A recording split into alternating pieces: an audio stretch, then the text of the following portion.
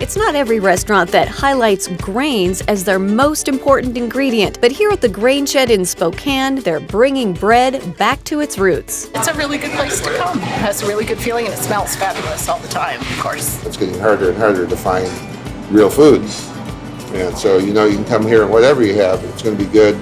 It's going to be real food. Everything's grain focused. It's a small menu. Owner Sean Duffy started the Grain Shed with his business partner to create a grain-focused menu for both bread and beer. There's not a lot of grain people in America that want to talk about wheat.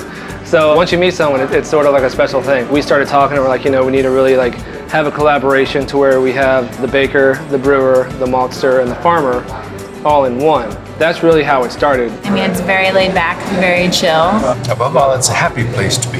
It's a real, family, community-oriented place up here. It's just a fun place to come hang out. The bread is very good. The food is very good. Their baked goods are kind of to die for. They can come in here and they can see our farmer pouring a beer, and talking to them about grain. We know where it comes from. It's just right over in the Palouse. It's just a great, fun place to hang out and just have a unique Northwest Spokane experience.